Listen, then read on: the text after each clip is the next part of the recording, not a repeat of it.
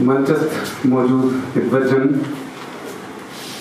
अन्य सभी विद्वता से परिपूर्ण यहाँ उपस्थित समुदाय, सभी को मेरा सादर नमस्कार। आपके सम्मान में 4 पंक्तियां मैं रखना चाहता हूँ।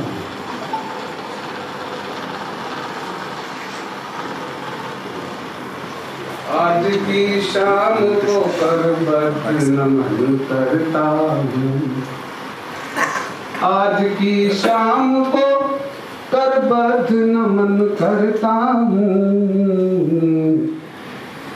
मैं खासो आम को करबद्ध नमन करता हूँ।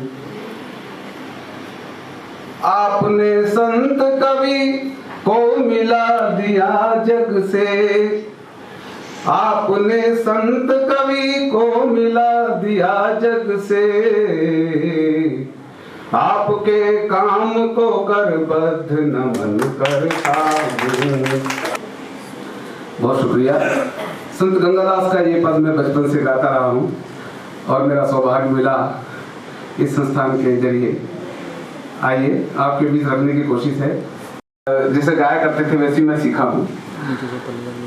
तस कर ले गए निकाल के, ले गए निकाल के हीरा मन तोता मेरा, तस कर ले गए निकाल के हीरा मन तोता मेरा। पहरेदार ना सोता पाया, कहीं शोर ना होता पाया, पिंजरे में ना तोता पाया, पिंजरे में ना तोता पाया, ना लाया न कब दीवाल के, जाने कैसे डाका गिरा, हीरा मन तोता मेरा। पहरेदार जागते पाए, सब बंदूक दागते पाए, पहरेदार जागते पाए, सब बंदूक दागते पाए, चोर ना कहीं भागते पाए, चोर ना कहीं भागते पाए, मैं लूटी डाका डाल के, मैं लूटी डाका डाल के, मेरा सूना कर गए डेरा, हीरा मन तोता मेरा। ये बंद देखिए, मुझे बहुत अच्छा लगता है। मन माना चौका डाले ही, ही के लिए वर्ड है जो हमारे यहाँ ही के तौर पर लिखा जाता है। मन माना चौका डाले ही, बड़ी प्रीत करके पाले ही, प्रीत मेरी उस पे आलेगी, प्रीत मेरी उस पे आलेगी, ही अब पछताई मैं पाल के, अब पछताई मैं पाल के, उस बिन हो गया अंधेरा, हीरा मन तोता मेरा तस कर ले गए, स्वान या मार जार खा जाता, स्वान या मार जार खा जाता, घर में बाघ कहाँ आ जाता, गंगादास पता ना पाता, गंगादास बाल के कहाँ देखूं दीपक बाल के, कहीं पता न पाता तेरा, तस कर ले गए निकाल के, तस कर ले गए निकाल के, हीरा मन तोता मेरा। प्रणाम।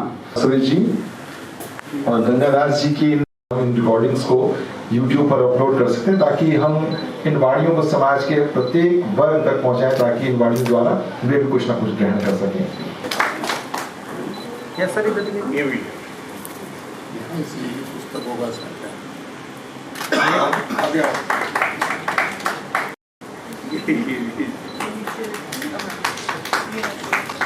Yes, sir.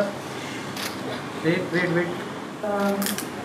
स्वामी जी और अति सम्मानित विद्वान मंच और यहाँ पर उपस्थित सभी हमारे विद्वान, मेरे बुजुर्ग भाई और मेरी विदुषी बहनें, आज अगर समाज में देखें किसी चीज़ की कमी है तो वो शायद हमें सबसे कम यही मिलता है कि लोग साहित्य से दूर होते जा रहे हैं। लोग इंटरनेट पर हैं, सोशल मीडिया पर हैं, पर जो पढ़ने का साहित्य जो पहले प्रचलन था वो कम होता जा रहा है और उसका प्रभाव दिखता है समाज में। समाज में ये प्रभाव दिखता है कि लोगों में आपस में इंटरेक्शन में अच्छी बातें सुनने, समझने और सोचने की कहीं ना कहीं कमी दिखती है। उसको आगे बढ़ाने का काम आप लोग के पास है, क्योंकि साहित्य जो है हमेशा मनोभाव जागृत करने का काम करता है। एक अर्थशास्त्री हो, वो एक इक्वेशन दे सकता है, नीति आयोग कह देगा जल कम हो रहा है, पर उसकी संवेदनाओं को व्यक्त करना और मानवीय में उसकी संवेदनाओं को जागृत करना, ये काम हमेशा साहित्य करता आया है। तभी साहित्य राष्ट्र चेतना का हमेशा माध्यम बना है और हमेशा मन का भोजन अगर है तो वो साहित्य है। मन और दिल पर अगर कुछ चीज असर करेगी तो वो साहित्य के माध्यम से करती है। तो यहाँ पर जितने लोग बैठे हैं, आप लोग के कंधे पर तो बहुत बड़ी जिम्मेदारी है, क्योंकि आप लोग के हाथ में कलम है। तो ये जो है आप संस्था का और आप सभी का धन्यवाद करती हूँ, क्योंकि यहाँ पर बुलाया और संस्था इस तरह के प्रोग्राम से जब प्रोत्साहन करती है तो ये साहित्य और आगे तक बढ़ता है।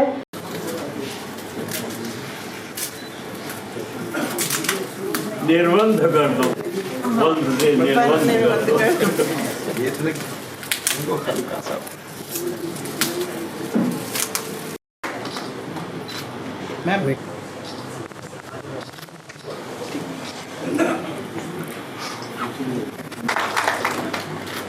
अरे भाई चले जाएंगे सर इधर। सर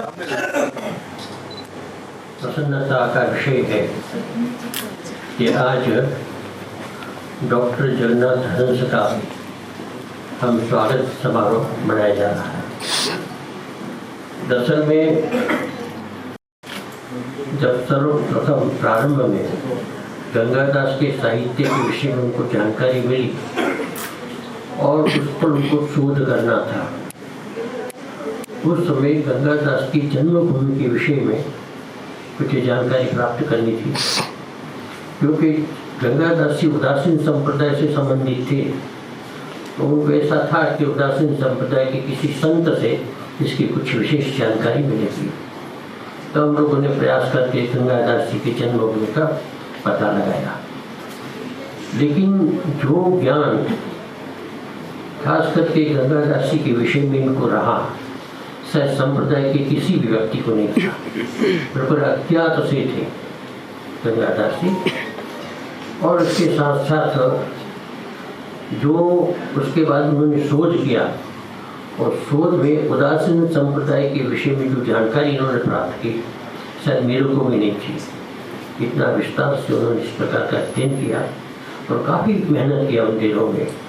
तो मैं तो कहूँगा कि वैसे तो साहित्य जगत में उनका बहुत बड़ा स्थान है ही है, लेकिन उदासीन संप्रदाय पर बहुत बड़ा उनका उपकार है। तो मैं तो उनको साधुवाद देता हूँ। हमारे समाज के जो विशिष्ट संत है, इनको बड़ी सम्मान की दृष्टि से देखते हैं, और कभी किसी विषय पर कोई चर्चा करनी होती है तो उसको आमंत्रित करते हैं, संप्रदाय के विषय में, साहित्य के विषय चर्चा करते हैं। एक विषय ये भी था कि संप्रदाय के विषय में कुछ इतिहास लिखने की बात थी। तो शायद हमारे एक महंत साधु बेला के थे गणेश दास जी, वो चाहते थे कि इनसे इतिहास लिखवाया जाए। अचानक उनका देहावसान हो गया। लेकिन मेरी इच्छा है कि उदासीन संप्रदाय की जो मूलभूत परंपरा है उसके विषय में थोड़ा सा चर्चा करें, और संत गंगादास जी के विषय में जो उन्होंने शोध की है, और शोध के बाद उन्होंने अनेक व्यक्तियों को इस विषय में मार्गदर्शन किया, डॉक्टरेट करवाई है, ये बहुत बड़ी उपलब्धि है। जब जब कभी संप्रदाय के विषय में कोई शोध की बात होती है तो इनका नाम विशेष रूप से उल्लेख होता है। एक डॉक्टर संत रेण थे, उनके विषय में भी शोध किया और उनके पास इनका ग्रंथ भी है। तो मेरा कहने का तात्पर्य कि इन्होंने बहुत ही मेहनत किया है, बड़ी परिश्रम किया है, और परिश्रम के आधार पर जो उनको सम्मान मिलना चाहिए, आज सब हम लोग मिल करके उनको साधुवाद देते हैं और इस प्रकार का आगे कहा करता है। संत गंगादास जी के विषय में इतनी उनकी श्रद्धा है कि उन्होंने इसके नाम से एकेडमी की स्थापना की, संस्थान बनाया, और संस्थान के माध्यम से निरंतर उनके साहित्य पर शोध चलता है। उस प्रकार की एक व्यवस्था भी उन्होंने की है, वो भी एक बहुत बार सराहनीय है। एक विषय सामने भी आया कि संत वाणी को हमारे पाठ्यक्रम में स्थान नहीं मिल रहा है। ये वास्तव में दुर्भाग्य है। ये जो हमारा संविधान है धर्मनिरपेक्ष, यदि किसी संत के विषय में इसका कुछ पाठ्यक्रम में रखते हैं तो कुछ दूसरे उसका विरोध करते हैं, और उनमें से किसी का करते तो और कोई विरोध करता है। तो जितनी विभिन्न संप्रदाय के विभिन्न वर्गों के संत है, उस संत का साहित्य बिल्कुल नगण्य हो गया, अर्थात साहित्य में यानी पाठ्यक्रम में नहीं है। तो अब जब नहीं है तो हमारा आदर्श कौन हो, हमारे पाठ्यक्रम में आदर्श कौन हो, तो आदर्श जैसे महापुरुष है वो लुप्त हो गए। और इसका कारण यही है, और इसका परिणाम ये निकला कि हम लोग जो हमारी परंपरा है उसको विस्मृत करते जाते, भूलते जाते, साहित्य का प्रचार प्रसार नहीं हो पा रहा है। तो सबसे बड़ी आवश्यकता है कि किसी न किसी रूप में हमें सरकार को बाध्य करना चाहिए कि इस प्रकार के विशिष्ट जो संत है उनका साहित्य पाठ्यक्रम में होना चाहिए, जिसके सामान्य बालकों को इसका ज्ञान हो, इसके इतिहास का ज्ञान हो, हमारी परंपरा का ज्ञान हो, इसका होना बहुत जरूरी है।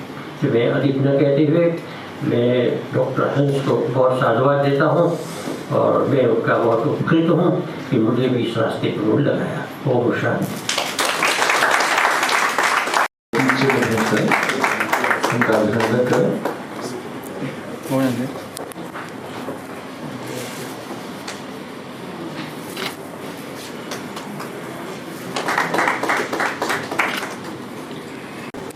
अपने अपने अलग अलग एक संप्रदाय बनते चले गए, और एक बड़ी दुर्भाग्यपूर्ण स्थिति है कि उन संप्रदाय में अपने जो संत कवि हैं उनमें से बहुत सारे संत कवियों का साहित्य तो आज तक उनके घरों में पांडुलिपियों के रूप में अभी भी रखा हुआ है।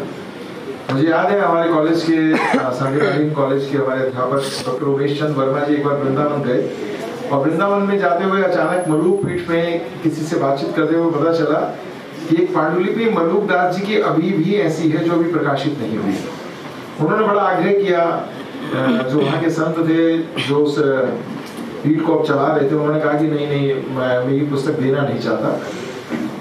2-3 वर्षों तक लगातार उमेश जी वहाँ जाते रहे, तो अचानक एक दिन उनके मन में न जाने क्या उन्हें लगा कि ये व्यक्ति इतना काम कर रहे हैं, तो हो सकता है कि इनके मन में कोई इच्छा हो, तो उन्होंने उस पांडुलिपि की फोटोकॉपी कराई और उन्हें दे दी। उसके बाद उमेश जी ने उस पूरी पुस्तक का पूर्ण अध्ययन किया और मलुकदास जी के साहित्य का पूरा अध्ययन करने के पश्चात जब उस पुस्तक को उन्होंने दोबारा उसकी टीका लिखी, तो वो टीका प्रकाशित होकर लोगों के सामने आई, तो लगने लगा कि अरे मलुक जी का तो साहित्य अभी और भी बहुत सारा ऐसा है जो कहीं ना कहीं मिल सकता है। बाद में पता चला उन महंत जी ने बताया कि अभी और भी उनका साहित्य है, तो उमेश जी ने कहा कि एक ही बार सारा साहित्य दे ताकि समाज के सामने पहुंच तो सके। ये तो केवल एक कवि की बात कर रहा हूँ, ऐसे न जाने कितने संत होंगे जिनके संप्रदायों के जो उनके अनुयायी हैं उन्होंने उस साहित्य को अपने पास संजो के रखा होगा। उन सारे साहित्य को जब तक समाज के सम्मुख नहीं आएंगे तो निश्चित रूप से हमारी जो नैतिक मूल्यों की जो चेतना है वो उस साहित्य के माध्यम से जो समाज तक पहुंचने में अभी तक रह गई है वो तभी पहुंच सकती है जब वह साहित्य प्रकाशित होकर समाज तक आ सकता है। तो ऐसे में उन सारे के सारे संप्रदायों को भी इस दिशा में कहीं ना कहीं प्रयास करना होगा। अब हमारे मध्य में उपस्थित हैं वीरेंद्र कौशिक जी, हिंदी साहित्य के मर्मज्ञ विद्वान हैं और संत साहित्य पर उनका गहन अध्ययन है। दिल्ली से बाहर उत्तर प्रदेश से संबंध है और कहीं ना कहीं गंगादास जी के परिजन और गंगादास जी के समाज के लोगों के साथ उनका एक जुड़ाव रहा है। मैं आदरणीय वीरेंद्र कौशिक जी से अनुरोध करूंगा कि वे आए और हमारे मध्य इन दोनों पुस्तकों के संबंध में अपने विचार व्यक्त करें। आदरणीय वीरेंद्र कौशिक। यहाँ उपस्थित सभी विज्ञजन, हाँ, डॉक्टर हरीश जी ने अभी जो कुछ कहा वो सब अतिशयोक्ति है। मैं बहुत ही एक छोटे से कस्बे में एक महाविद्यालय नाम था उसका, वहाँ पर एक अध्यापक रहा हूँ ना माने, क्योंकि ये संत साहित्य पर बातचीत चल रही। मैं संत साहित्य के बारे में जो कुछ भी थोड़ा बहुत जाना हूँ डॉक्टर हंस जी के चरणों में बैठकर मैंने सीखा है। वो मेरे मार्गदर्शक रहे हैं जीवन भर, मैं उनको गुरु मानता हूँ और उन्होंने गुरुवत हमेशा मुझे बहुत कुछ दिया है। मित्रों, हमारे बीच में आउटलुक जो हिंदी में पत्रिका निकलती है उसके संपादक भी उपस्थित हो चुके हैं। मैं विजय जी से चाहूंगा कि आदरणीय हरवीर जी का पुष्पगुच्छ से हाथ से स्वागत करें। शाम शोर और आकर नहीं हो सकता। पत्रकारों के साथ बड़ी समस्या होती है कि बहुत सारे काम ऐसे होते हैं जो कभी भी अचानक